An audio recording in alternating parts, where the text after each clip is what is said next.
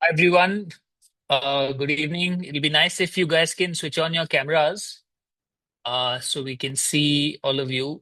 Uh, that was the whole purpose of doing this in a meeting format. Otherwise, we would just have done this in a webinar format. So if we can have all of you switch on your cameras, that'll be nice.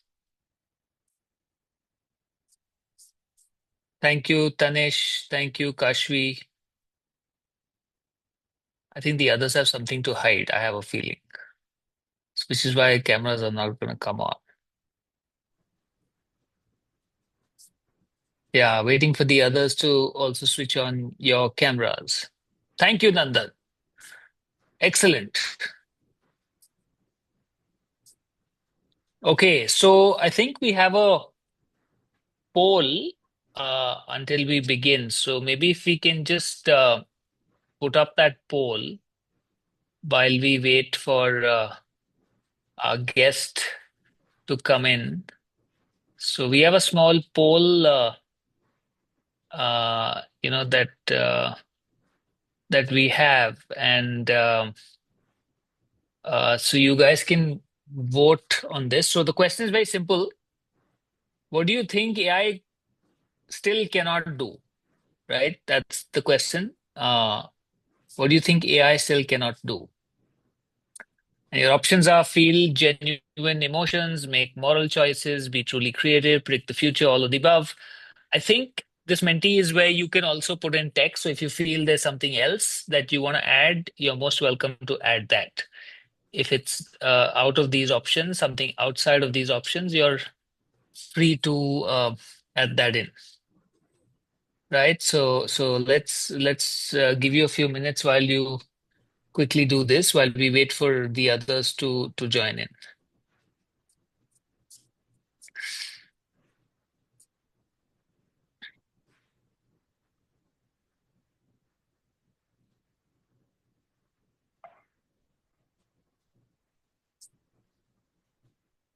Yeah, for those of you who are joining in, it'll be nice to have you on camera so we can see all of you.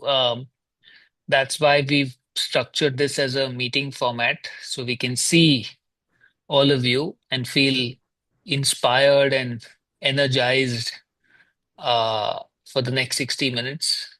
Otherwise, I'll just have to see myself, and that may not be very energizing. So if you can switch on your cameras, it'll be nice. And yeah, if you joined in, there's a poll that we're doing. And if you can just look at the screen, it's very simple. What do you think AI still can't do? Here are the options. Um, if you have something outside of these options, you're most welcome to add that as well. So whatever you think AI still can't do. It certainly can't get teenagers to switch on their cameras. If that was an option, I would certainly have picked that. So that's certainly, I'm wondering if there was a way to get everyone to switch on your cameras using AI. There was a solution for that. I'm wondering how do one build that? Interesting. Actually, it's possible. One second. Um, yeah, so let's get that in while we wait for more folks to join in. There's a poll.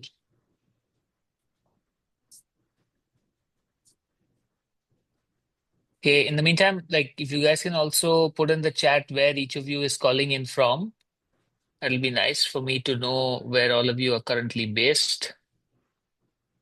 So yeah, if you can just put that in the chat where each of you is calling in from. Gurugram. Okay. Thanks, Trishan. Shaurya's from Mumbai. Harshal, Delhi. Ishan, Chicago. Okay, nice. Danish from Noida, Gurugram, Gujarat, Bombay. Wow, so many parts are being covered. Nobody from the south? Bangalore. Ah, I'm from Bangalore. Um, Zoe says Delhi. Okay, nice. So you guys are all over the place. What about the rest? Are you calling in from like Mars, Jupiter, Saturn? No answer. Hey, Avinash, are you also on the call? I see your name here. Is it The real Avinash or the unreal Avinash? No answer. So I think this is an AI bot in our meeting. The answer is in the chat. It is the real Avinash. So you're not an AI bot? Not at all. Prove it to me. Oh, that's tough. I am actually not at a place where I can switch on my camera, but I'll try. Give me one sec. Okay, then please don't switch on your camera if you can't switch it on. It's okay. Thank you. It's fine. Awesome. Joey, do we have folks who've polled? Like, has everybody polled? Do we have enough responses? Don't share the screen. Hey, don't share the screen. Wait, hold on. It's a reveal. I'm Good. sorry. No, no, that's okay. I was just checking if everybody's finished the polling and if you have enough responses. Yeah. Only 10 people have responded. So, Oh, what are the others doing? They're yeah. sleeping. I think they've already had their dinner now, so probably. Oh, so those are the folks who switch off their cameras. They're sitting like on pillow bed. Is that where they are? That's why they're not switching it on. Maybe I should also do that. Marking attendances and proxies. Yeah, have you interacted with them? Sorry, I didn't introduce myself, guys. I should have probably done that. Bad etiquettes. My name is Nikhil. I also represent TIS. You guys haven't met me, but I will be in Boston for 10 days with all of you. I don't know if I should feel good or bad about that because I was there last year and there was interesting experiences for me. So yeah, so that's me. But Avinash, have you met everybody? You've met the folks here? I've met most of them because I have done their orientations. Apart from the last batch that starts in June, I think Yeah. I've pretty much all of them. Okay, nice, Yeah, nice. yeah.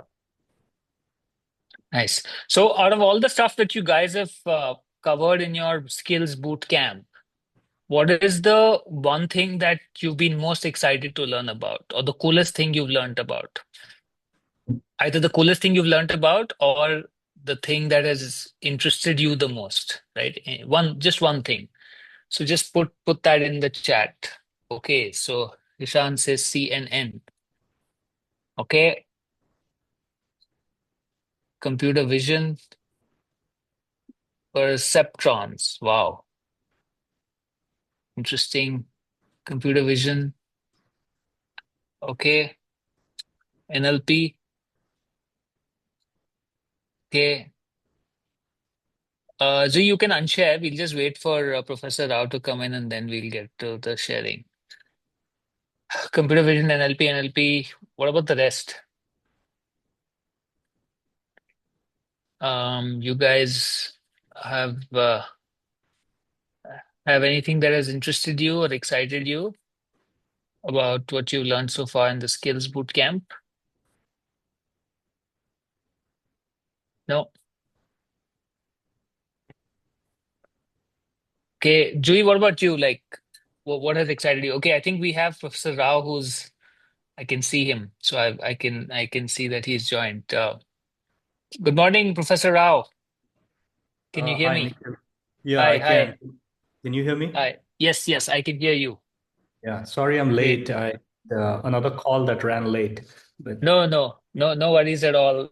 We were just getting the students geared up. I was just trying to understand what's been their most interesting topic that they've been learning about on AI, and they've put that in the chat. I don't know if you can see that there. I also began, Professor, by asking them a question about what they think AI still can't do. Right, and we had a few options. So Zoe, now maybe if you can share. Oops, sorry, I think have I lost? Oh, I think my light's gone off, but you can still see me, I think. Yeah, so if you can just share your screen. Okay, so we asked students, what do you think AI still can't do? And these were some of the options. And a lot of students have put, okay, all of the above or feel genuine emotions. So would love to just get your thoughts before we begin on this, on the idea of what AI still can't do. If there's something else that you'd like to add to this before we jump in. So Nikhil, you're asking me what I Yes, yes, feel? yes, Okay. yes, yes. Um, okay. As of today's I would say that these questions you can have many interpretations, but I would say that um, the word genuine. Let's see. You want me to pick two or just one or three? No, as multiple ones, and not necessarily one. Yeah. Um, so I think the main one I would say is it won't be able to predict the future accurately. And that's not the fault of AI as such. It's just that to predict the future accurately, there are parts of information that the AI would not have often. Typically, it doesn't have the information it requires to predict the future. But also, there are certain aspects of the future that you just don't have information on. Even if so, there's information that's hidden that is available, but you can't see it. And then there's information that is not known to you at all. Mhm. So, therefore, I think the main thing is it cannot predict the future accurately. The next one I would say is that feel genuine emotions. It depends on the word genuine, what it means. Um, there are certain aspects of human emotions that are more internal to humans. The external emotions, the external representation of emotions, that AI can definitely do and really well, but some internal aspects of emotions. So that's what I would say. But the other two, absolutely, AI is doing a really good job, choices and being creative. Okay, awesome. Thank you for sharing that. How would you like me to address you, Professor Rao, Ashwin? What works best with you?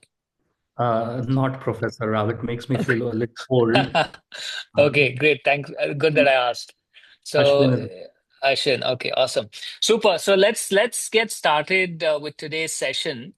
I'll just start by introducing our guest. So, our guest today has had one of the most interesting careers in AI. And I say that knowing that some of the students here have just spent weeks studying this field. He started at IIT Bombay. Obviously, this is one of India's most selective engineering colleges. Then earned his PhD in computer science from the University of Southern California in the US. From there, Ashwin spent 15 years at Goldman Sachs and Morgan Stanley on Wall Street, where he and his team built the AI systems that actually made real financial trading decisions. And this is not science fiction. This is actual systems handling money. He then moved into retail, leading AI at Target and Wayfair, building the personalization and pricing and supply chain systems that a lot of people, millions of people actually interact with every day without even sort of knowing it. All of us have probably experienced some of that. Today, he's now an adjunct professor at Stanford University and the executive vice president of AI at, is that 09 or O 09 Professor Solutions? O 09? Oh, oh nine. Okay, O9 Solutions. He's also the author of a textbook on reinforcement learning.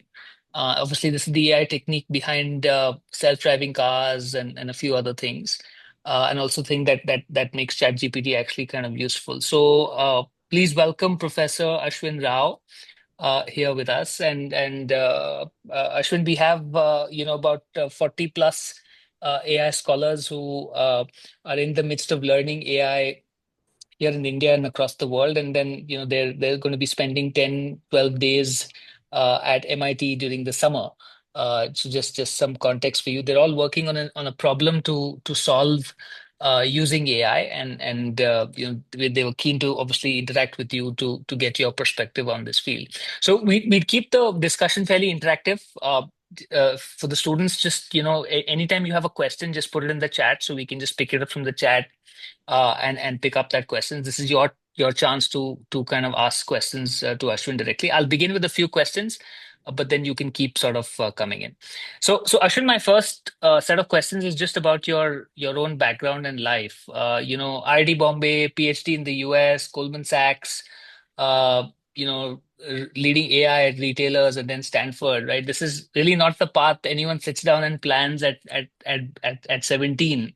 What do you think you were going to do with your life when you were at 17, and how did AI actually even enter the picture? Okay. Yes, at 17, I was I entered my undergraduate university, IIT Bombay. I actually remember, even though it's been I'm 54 now, so 37 years. I remember it very clearly, and I distinctly remember the age I was. I think you guys are something between 13 to 16. Is that correct? The people? Yeah, I distinctly remember that, even though it was such a long time ago. Times have changed, but some things have not changed actually. At 17, I think a lot of you are very much more mature than how we were. You have a lot more exposure. Uh, I think the future generations are much smarter than our generations. So we were a little bit naive. We sort of just like followed the path that was given at that time. And so at 17, I would say, I didn't really understand what I was getting into at IIT Bombay. I signed up for computer science without really knowing what it brought. I liked physics and math, but we didn't have those programs at IIT. At least at IIT Bombay, we didn't have it. So I just thought that I would end up becoming a professor. That's what I thought. I thought after IIT, I would do my PhD abroad because that's what a lot of people did. Those days, it was only one path really: go abroad, do your PhD. And I thought I'll become a professor and just do research in math because that was my interest. Even though I was studying computer science, that was my thought at that time. Now things are very different. You can do lots of different things. You can become an entrepreneur. You don't have to go abroad. A lot of opportunities in India. Uh, you don't even have to do an undergrad. I actually mean it, and we'll talk about it. There's lots of possibilities today. For us, we were naive, I think. We just had that path forward, undergrad, PhD, kind of become a professor. A lot of us thought that. Many of us did not become a professor, but that was where my mind was at 17.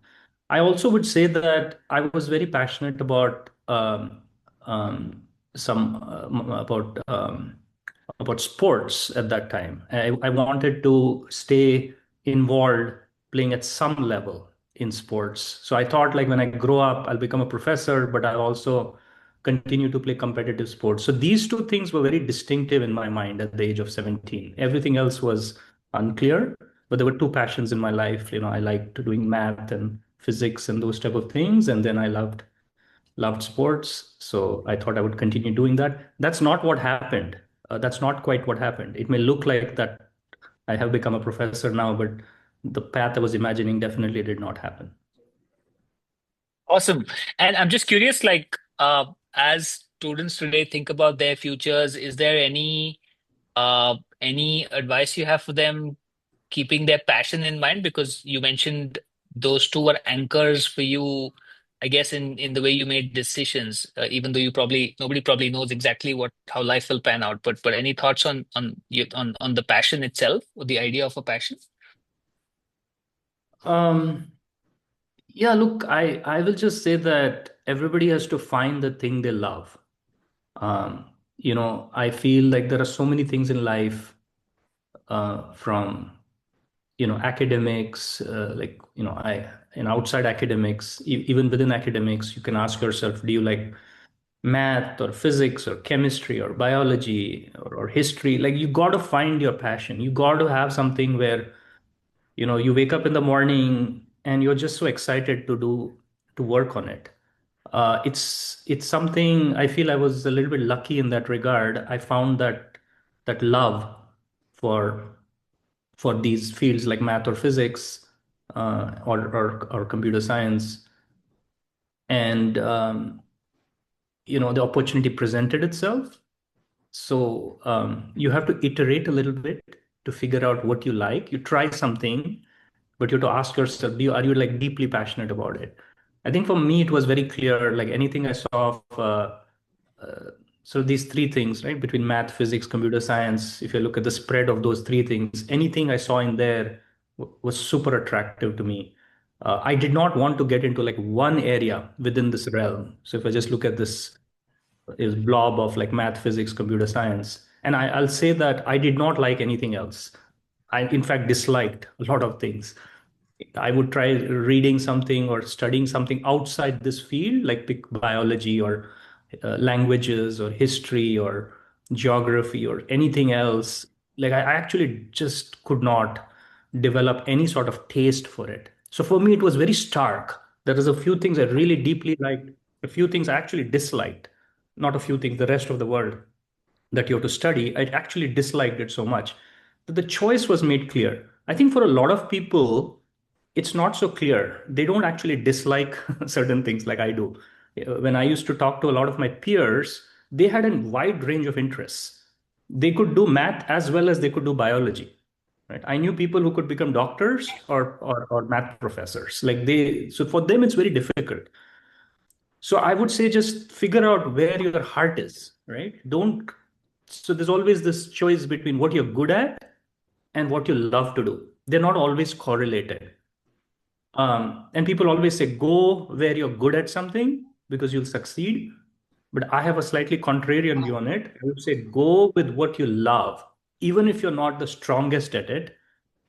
Uh, and don't go into something that you're doing well at, you're performing well, and but you don't have a real love. You're not fallen in love with that field, right? Like, so this is the advice I would give.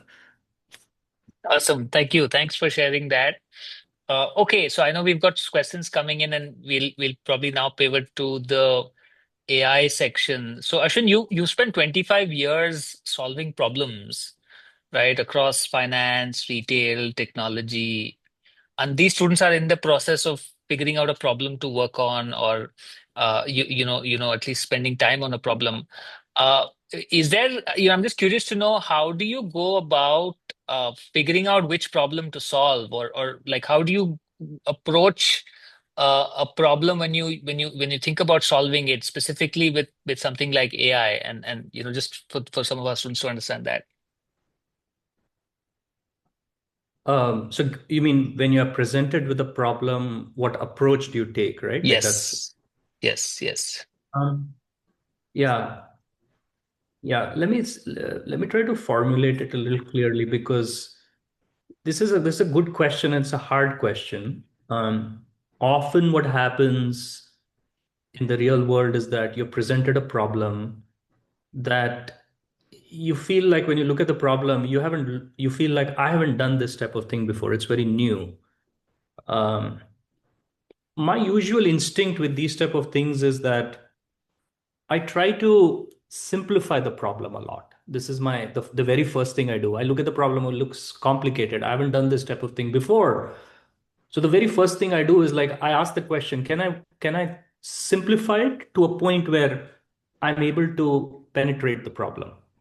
Um, and it's okay to simplify it a lot because get to a point where it's like, okay, I can solve this. And then you can backtrack and raise the complexity of the problem. So here's the given problem. Here's the simplified version I can solve. And then you try to sort of de-simplify it incrementally and ask the question, I can't solve this. What's the issue? What am I missing? Right? So that's the first thing I'll say. Try to simplify the problem. The second thing I will say is like focus a lot on sort of developing an intuitive understanding of the problem. A lot of times the problems are presented in a manner that you don't fully grasp or you don't have a grip on the problem, or it's presented in a language or a formulation that is a little bit alien to you. So I try to kind of create a mental visual model. And this word visual can be a little hard to explain sometimes. Sometimes the visual is like, you draw something and you understand it. Sometimes the visualization is not what you draw, but the way you sort of fit the concept in your head. So this is the most important thing I would say, the simplify and visualize. And this is about developing a more intuitive understanding of the problem. What I mean by that is before I write down the mathematics, the equations and the formalism, or start writing some code, I want to develop a mental model of how to think about the problem. And that is a sort of an intuitive understanding. Um, I don't know if my words are resonating so much because some of this, if somebody had told me this when I was 15, 16 or something, like I wouldn't understand what they're talking about, right? Because we are used to seeing problems a certain way at that age. But over the years, last 35 years, this is the most important advice I can give to people when they're problem solving. Simplify, visualize, and develop an intuitive understanding. Once you do that, the rest of it comes very easy. Like once you get that grip, that intuitive grip, then the next step is like write out the formal mathematics or write the code to solve the problem. People think that's hard actually, but that is easy. That's the easier part. And especially with AI today, AI will help you a lot with those parts, making the formal problem statement, solving it with exact notation or writing code, proper code that works. That AI can help you a lot with. That first part I talked about, AI cannot help you so much, right? It can assist you for sure, but that's the human part, how to think about the problem, how to frame it in your mind, how to formulate the problem. So I don't know if what I'm describing is clear, but Yeah, maybe we can pick up a question, and which was also a question I had is, Tanish has asked a question of, maybe if you can give an example of this process that you followed, where you've thought about it and simplified and visualized or have an intuitive, and that's Tanish's question, which is, in the real world, is there a problem that you picked up, and how did you go about solving it with AI? yeah, so in my life, I keep ending up going into areas that I haven't seen before. It keeps happening. Like I got into, after my undergrad, I got into a field, abstract algebra, which was very different. Then I went to Goldman Sachs. I had never done trading, new area. I went to Target. I worked on supply chain. I had not seen it before. So I keep running into these situations where there are problems I know very little about. So I'll give you the example of when I went to Target. The very first area I was trying to figure out is it's called inventory control. What it means is like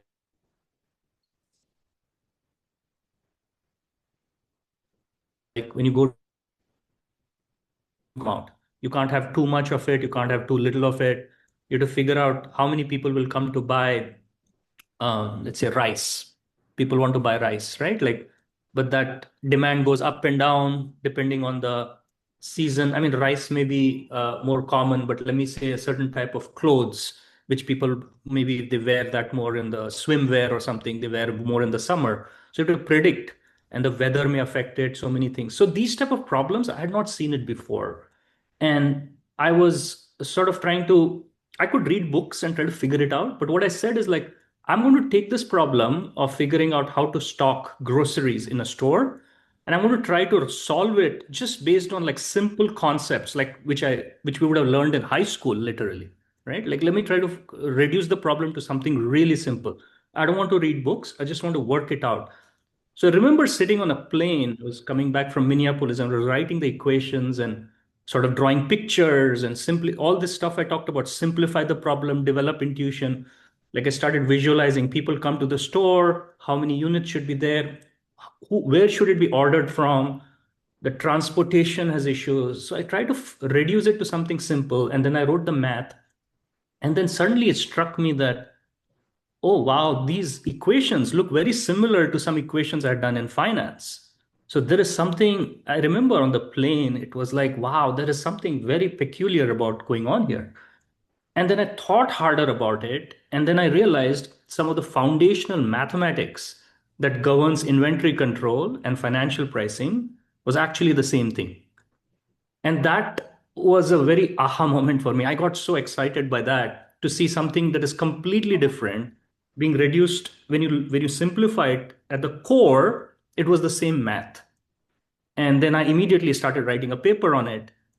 And that was the type of passion that made me surge through inventory control. So once you get that aha and that excitement about the problem, you are 100x better as a person, right? You got to find that thing. So simplify, intuition, fall in love with it. Find out what is it. Everybody has a different way of falling in love. But the goal is for you to fall in love. Once you fall in love with something, nobody can stop you. Amazing. Thank you so much for sharing that. And just continuing on the same thread, I think this is a question that Tanish, sorry, not Tanish, I think Rishan has asked. What about moments when, and I guess this is more to do with the solution than the problem. And I think a bunch of students are asking questions around when they face a challenge and when something doesn't work out specifically, right? Like when you fail at being able to solve a problem using AI, whether it's working with an AI model or the process, then is there an approach to think about to kind of come back and try and figure out ways to resolve that problem or figure out a process to work around it in case the first thing doesn't work or your first solution doesn't work? Yeah. Look, failure can happen at different levels. It could be a failure at the basic level that you just have no idea how to solve the problem and you can't move forward. That's one extreme of failure.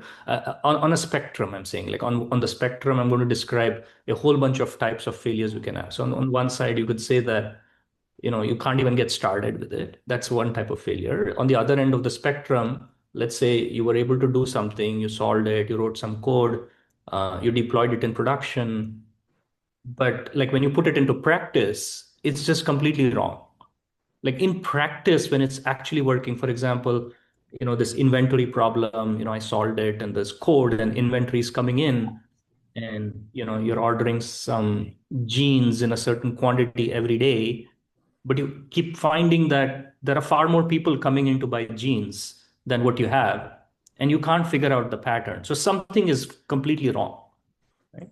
So today, we have a lot of ways of iterating through improving your problem. It's not like you were completely wrong in this situation.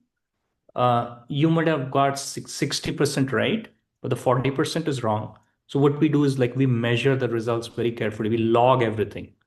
And there's a very formal framework in mathematics for root cause analysis. Right? So we collect data, we build these what are called structured causal models, we do causal analysis. There's a whole field of causal analysis. You try to understand what is the root cause of why the results are wrong. And then you go about it very systematically to figure out. Okay, so this is the one type of failure that's a more formal, structured process of debugging and trying to figure out how to rectify the errors. But if I go to the other end of the spectrum where you can't even like get started, it's like I have no idea like what to do. Look, there is some gap there in your background or understanding. You got to get help.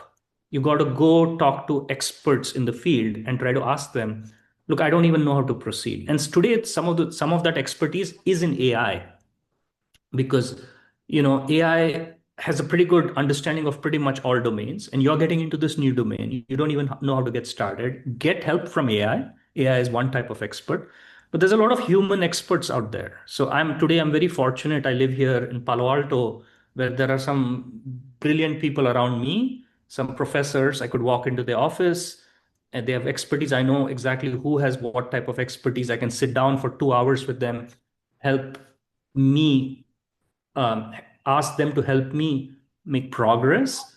But there's also a lot of smart people in the industry. I have a good network of people I can access and talk to. So that's what you do. You ask for help. It's very important to say, I'm lost. I would like some help. Awesome. Thanks, Ashwin, for sharing that. Jui, I know you have some questions. I think it's related to what students are already learning right now in their course. So feel free to come in with some of your questions as well.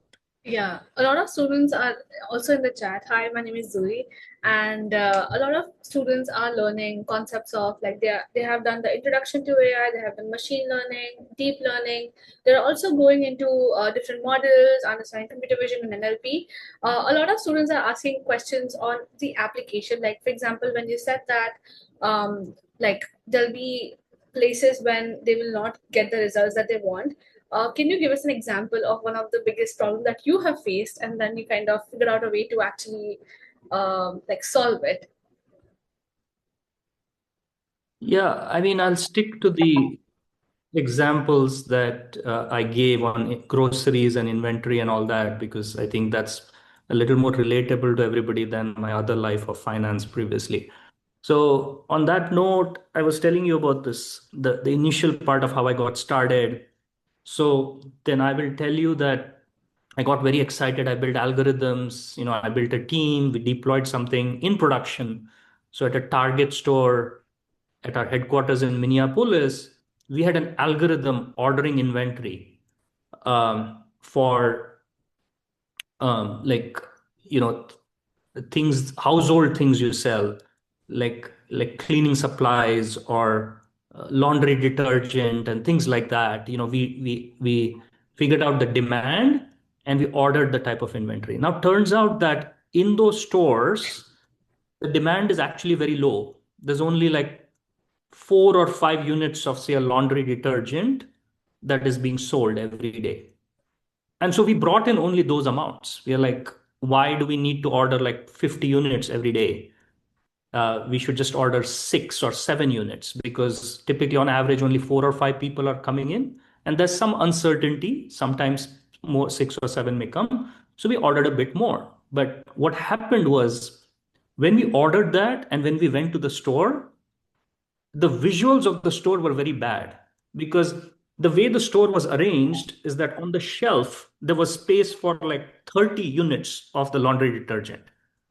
And sometimes it's for visual reasons. So if you go to a grocery store, you have a lot of space for they keep a lot of space for fruits and vegetables and all that, because it looks beautiful in the store, it looks very inviting. So there's a requirement of presentation in the store, and the presentation amount can be much larger than the actual demand.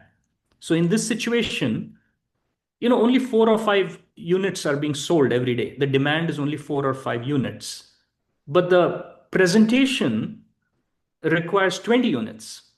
And we completely didn't put that into our algorithm. So it's only when I actually deployed it in production and we went to the store, I tell you, I was horrified. I was like, the store looks like a wreck. There's like so much space there, and we just got these little pieces of things. It just looked terrible, right? And that is a learning. I didn't understand it initially. Nobody described it in the problem statement. So once we went to the store, it was very apparent that it is not that you bring in supply to only meet demand.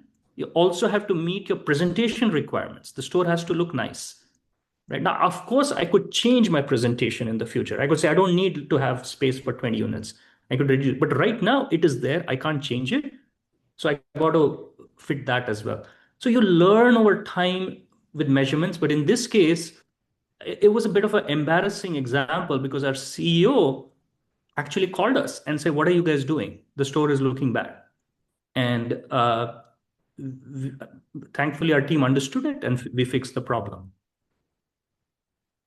Okay, thank you for that. So I think what you're saying is, when it comes to a problem, of course, there is the aspect of simplifying it. You have an intuitive understanding, visualize it. I think what you're alluding to in your examples are, unless you test it out and go into the field, you won't fully understand all aspects about a problem. So your perspective about a problem is also limited when you begin, and you have to find ways of increasing that perspective, whether by seeking out experts who know about that problem, or testing it out and learning more about the problem as you go. Um, Yeah. I have a question a little bit on, because a lot of the students here are using AI to solve problems, right? And there's a whole process, I'm assuming, to be able to use AI effectively, right? And Julie, maybe you can help me from figuring out the model to use, the data set, write the code, etc. So my question is, Ashwin, are there any methods or approaches that you have when somebody is trying to solve a problem specifically using AI? And I know that some of these students are getting stuck at places, but any tips for them to think about that process? And I just want to add one bit, like when we say using AI, they're actually building models, they're trying to find the data set, they're actually testing it, and then they'll be repackaging it to for the user to use it. So it's like a complete end-to-end thing. So that's what we mean when we say using AI. Yeah.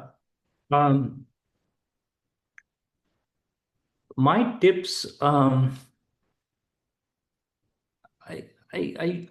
advice, I'm a little bit hesitant because my advice tends to be a little bit controversial, but I will share my view. So many of the experts will give you the opposite thing. I think at this age, you should definitely play with some AI, but I would say limit yourself. Stay away from AI a little bit also.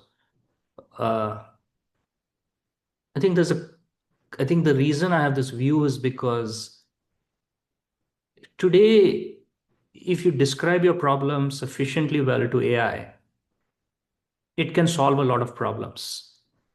And it will basically, what happens is that it's going to prevent your creative development.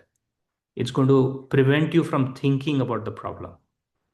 Back in the day, over, like, let's take last 200 years of history, right? Over 200 years of history, if you keep going back in time, there was a lot of struggle for people with not having, leave alone AI, like not having access to even information. Like, we didn't have enough people, some people didn't even have libraries, or some, even go further back, people didn't have books. But what that did, what it forced people to think very hard. So scarcity of intelligence and knowledge forces you to think very deeply. You will think on your own. Today, I am very scared that we are all, I'm a victim of this as well. Today, when I'm given very hard math problems, AI can actually solve a lot of these things. And I just become intellectually lazy. And even these things you're talking about, like creating data sets and working your way through, like, AI can do everything today. You just have to describe your problem and point it in the right directions, and it can do a lot of things. So what it does, it actually blocks your thinking. It is going to make us dumber. And this is not a new thing that has come through AI. This has happened over many decades. As more knowledge has come in, more access to information has come in, we have all become intellectually lazier, right? So hardship and scarcity actually forces you to think hard and develop those creative muscles and shape your brain in the right ways, right? Today, this is my worry. So I would say limit yourself a lot. Stay away from AI as much as you can. Do these projects, it's fun, right? You got to have a sense of fun and get some exposure and all that, but just that, right? I am worried that doing too much of AI is going to take you away from developing those foundation skills that are required, which is understand mathematics at a deep level. And AI is going to block you from it. I really think AI is going to block you from understanding mathematics at a very deep level because it will keep putting you in a direction of trying to solve very complex, high level problems. And we'll do it with prompt engineering and we'll feel we are so smart because we have solved all these problems, right? I am a victim of this too. Often, like, now I'm able to solve problems far more than what I could do today. And suddenly my reaction is, wow, I did this. I must be smart. No, I'm not smart. I didn't do anything here. I didn't do anything. Anybody could have done this. Many people could have done this. What is it that I can do that with AI that others cannot do with AI? That's the question to ask. And the answer to that is very simple. We need to understand our first principles thinking. We need to strengthen our first principles thinking. So go back to the basics of math, um, whatever you like, right? It could be chemistry or computer science or whatever, just very basics, things you learn at the high school level. In fact, I discourage people from learning machine learning and all that completely. Like, I keep telling my students, don't go into advanced topics. Stay at the very basic. The more you invest in the foundations, the stronger your muscles get. And that is where you're going to have an edge over everybody else in this era of AI. So this is controversial advice. If your parents hear this, they will not like me giving this advice because They want everybody to get into AI, and I'm saying stay away from AI. And I think you're saying that you're also saying that to be able to use AI effectively, your foundations need to be strong. So you can't just outsource everything to AI. In fact, I think what you're saying is something which I can relate to. Is it's almost like I wish I was in high school now so I could go back to learning my fundamentals. And in that way, a lot of the students, you're lucky that you still have that. You know that foundations are going to be important and a way for you to be different in the world, and you're actually in the time of your life where you can build those. As you get older, it's hard to go back to school, right? So in some Exactly right. ways, the more time you invest in learning the foundations and fundamentals in school, the more effective you will be at being able to use AI to solve problems. I think that's what Ashwin is saying. You made a really good point about the time in life. Yeah. Like, if I try to learn a language right now, a new language, it's going to be 10 times harder to me compared to a much younger person who'll pick it up just like that. So the absorption and learning ability in those teenage years is so strong that you don't want to miss that window of like 10 years you have now to learn the foundations really well. You can't learn it so well later in life. This is the moment. But if you use this moment in your life to just solve high level problems with AI and like do everything with AI, that's going to take you away from understanding the basics of like probability theory or really deeply understanding calculus or say Newtonian mechanics. I see a lot of kids trying to jump to a theory of relativity before they've completely mastered Newtonian mechanics. Wrong. I see a lot of people trying to do machine learning before fully mastering probability theory. Fully wrong. I see a lot of people trying to do like complicated software engineering without understanding deeply data structures and sort of computer science algorithms. Completely wrong. So don't try to leapfrog. Spend more and more time in the basics, right? Like, um, I feel strongly about this because I can tell you every single person I've seen succeed, they're so good at what they do because their foundations are so good. And they were all lucky that they didn't have all this AI and all that, right? So they were forced to develop those foundational skills in their formative years. We are at an era now of abundance in so many different ways, knowledge, intelligence, and all that through AI and all that. And that abundance is going to hurt us if we are not disciplined enough. So use it, enjoy it, do some fun projects, but maybe only 20% of your time. The remaining 80%, keep it away, keep the electronics away, just pen and paper. In fact, in my Stanford, now I'm going back to classroom pen and paper exams. Stay away from mobile phones and all that, because if you give any kind of access to anyone, immediately they'll go to Claude, right? It's just the temptation is too much, right? So this is my controversial advice. Sorry.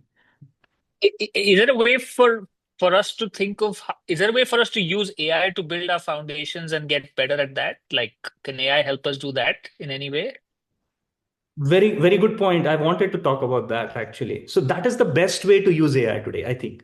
So don't use AI to solve like complicated high level problems and then we will all be like, wow, I solved this problem, I must be really smart. That takes you in a bad direction. It's very tempting, stay away from it. But where I would use AI a lot is go to AI and like ask AI, help me understand calculus in a very deep manner, not the way like a typical textbook teaches.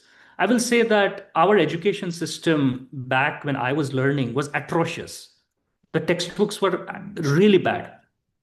Like they just taught us how to do mechanical, process of learning calculus. They gave us a bunch of rules in calculus, follow these rules. That is a terrible way to learn it, right?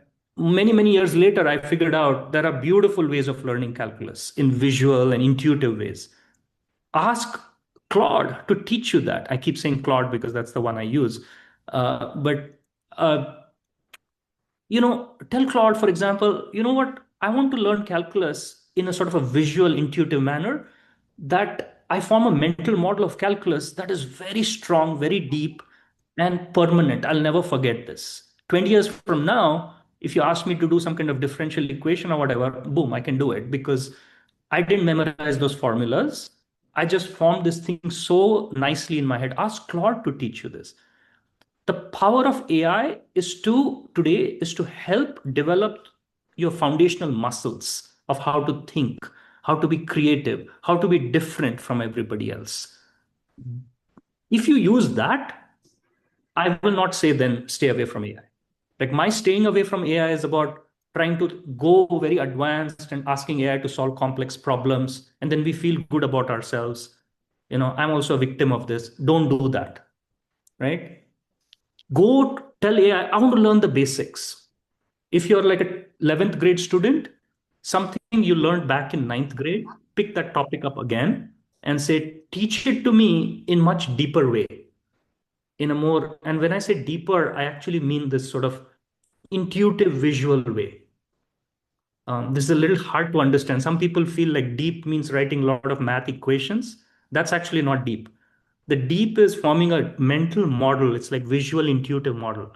Ask it to teach you that. Once you do that, it could be something very basic like algebra, right? Like or some kind of geometry that you've already done and you've moved on. Go back to it. Ask Claude to teach you that. I would much rather see you go back to the basics and learn it more deeply. That sets you up for success in life. Great. Thank you for sharing that. Kashvi has a question, Ashwin, which is I think it's to do with this era of abundance when somebody picks up a problem to try and solve and or work on a research paper or a project. uh, Somebody or the other has already tried to work on that problem in most cases, right? So the idea doesn't feel, the problem doesn't feel very novel or unique because somebody else would have worked on it. So is there a way to think through that process where like where something may not feel as unique or novel because other people have tried it or have already solved it? How should one think about figuring out an idea, a problem or an idea related to that? I mean, this is a real problem, but I don't think it's a problem for this group. I think it's a real problem for people like me. Like, let's say I'm trying to publish a paper, I'm doing something, and you know, today, like because of all this AI help, many other people could be working on the same problem. But also, there's an issue of like um, IP. Who is actually responsible for this paper or this model because people are collaborating with AI. So there are all these issues of duplicative uh, efforts. And the multiple people are could be solving the same problem. What is your differentiator compared to other people? Like this is a problem for people like me. But I think for this group of students, it should not matter. The point is like if hundreds of people have solved that problem, you should also solve that problem. For me, it is not so much about you trying to show that I've solved some complex problem or some novel problem. For me, it's just like you guys should be just exercising, right? It's like go to the gym. For this is the analogy I would say. Go to the gym, develop your core muscles really well. Hundreds of people are doing it. That's fine. That should not stop you from doing that. I think the more you invest at this age in just focusing on that core development, it's fine. And what the actual work you're doing to strengthen that core muscles, it doesn't need to be novel. Doesn't need to be distinguishing. As long as you get um, you have the ability to develop that core muscle, right? Like the creative, deep understanding of math. Yeah, that's my mantra today. Got it. I think Nandan has a question on your experience working in the finance industry. I think he has an interest in that. And his question is more about any what's been the evolution in the industry with AI and trading, and how has AI made this industry change? And where do you see the future of this specifically? Yeah, so I've been away from the industry, finance for a long time. There are people who can answer this better than me. Of course, like what I used to do, in the 90s when I started, 98, I started in the finance industry. Many of you were not even born then. Very different time. Um, I don't know where to start. So much has changed. I mean, it was not even electronic trading at that time. Um, Let me see if I can describe it in a very simple way. The way AI is changing finance is that I think the most profound thing I would say, the number one thing I would say is that previously in finance, you needed armies of people to develop a trading operation. There were lots of traders, salespeople, marketing, hundreds, thousands of people writing code and IT and all that. So if I just take like the financial technology field, I think a group of 1,000 people then, that volume of work can be done by literally 10 people today. That's the most amazing thing for me. 1,000 people's work can be reduced to 10 people because of AI's help with not just writing code, but the entire software development lifecycle. It's unbelievable how hard it was previously to put together a financial trading system. And AI can do so much of that today.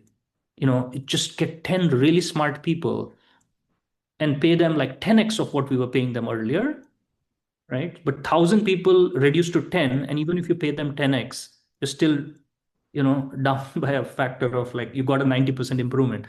So that is, I would say, the number one thing I'm seeing in the finance industry. You're able to do so much more with so few people now.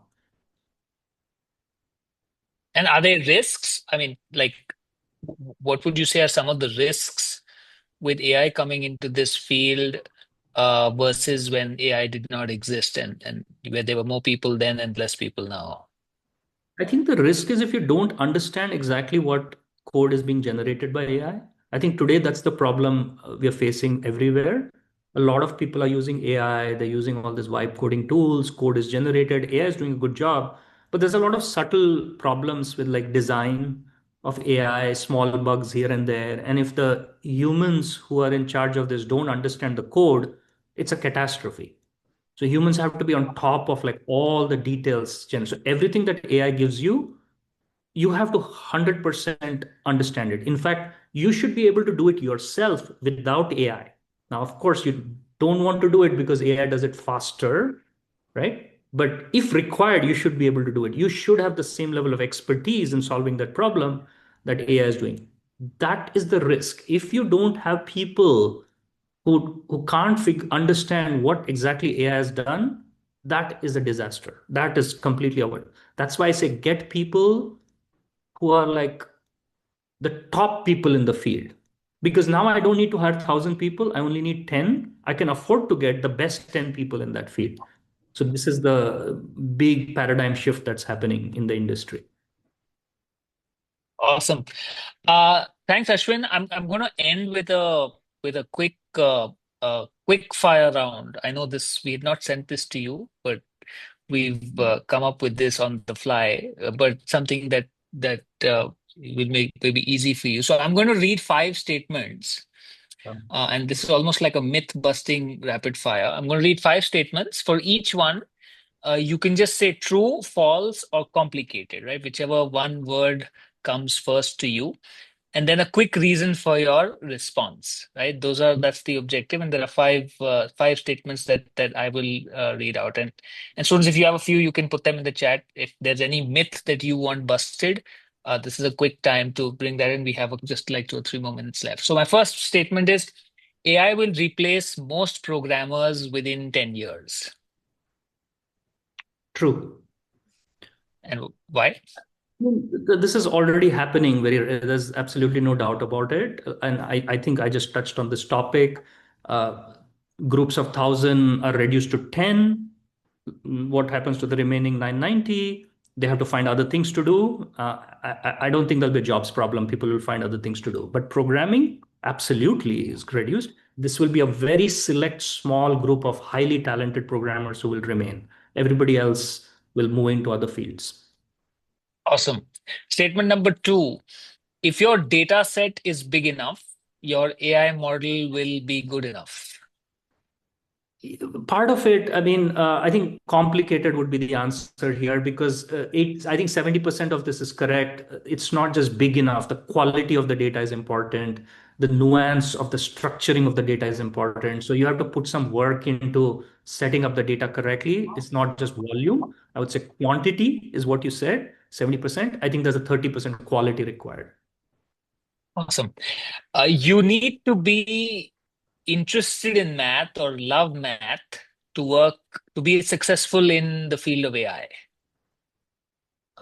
False, because AI is a broad field. You only the technical parts of AI is where you need. So if you were focused on this, just the technical parts of AI, which is kind of what I do, right? Then 100% yes to your answer. But AI is a field which you can work on, like product management of AI. You can work on ethics and policy. There's all kinds of things you can do. You need not even be from a technical field, you could, or STEM field. You can be a psychologist or sociologist, and you could work on policies of AI. AI is not just a technical field. Everybody has to be clear about this. Awesome. My fourth statement is the most important AI skill is not technical. It is actually knowing which problem is worth solving. I would say yes, true. That is true, because the technical parts of AI is getting increasingly commoditized and easy, the level playing field. The people who will distinguish themselves will understand what problems to solve, how to present the problem in the right way, how to help AI formulate the problem, create clarification. I should mention here, I wrote a paper recently on the future of programming. If you look up my name, Future of Programming, it gives you an idea of where the future will be in terms of what people will be doing versus what AI will be doing. And that gives you an idea of which type of people will succeed. And that comes down to not the technical details of solving the problem, which AI does, but how to present the problem properly, which is where you'll distinguish. So I think, I guess, answer to your question was yes. Awesome. My last statement, AI is already smarter than humans at most things that matter.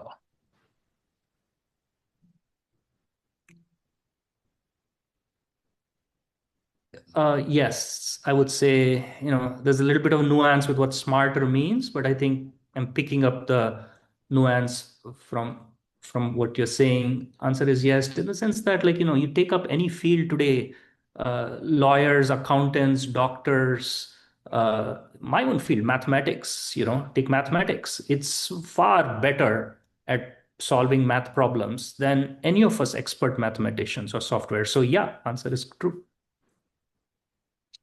Awesome. Thank you everyone for joining in, and we're just on time, and just mindful of Ashwin's time. It was a really fantastic conversation with you, Ashwin. Thank you so much for this. Joey, any other questions that you have, or any other questions from the students? Otherwise, we'll call it a night here, and of course, let Ashwin have his day back. Yes. So I just had one last question, because a lot of the students over here, they love mathematics, and so do I. So if you get to go back in time and learn math in a completely new way, what are the kind of concepts that you'll be targeting, and what would your approach be like? Yeah, like I told you, my education of mathematics was poor, actually. We had our textbooks were bad. The way we were taught math was bad. I later in life I understood that's not the way to learn. But over the last couple of decades, there are people who have come in with like much superior ways of learning math.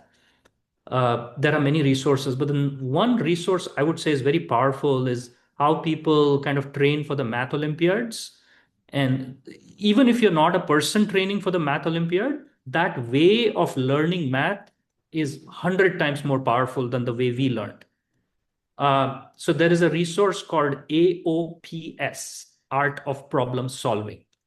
There are books written on this. There are, I think, courses out there. So at this age, I tell everybody, my parents keep asking me what should people do? I say first thing is they should go learn everything that AOPS offers. It's a way they help you think about math, which is completely superior to the traditional, very mechanical, operational ways in which we learned math. We were just given formulas and we were to just follow these instructions, and we were like just robots following that process, right?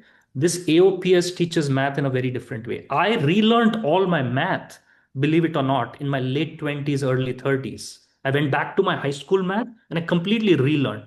I taught myself better ways of understanding math.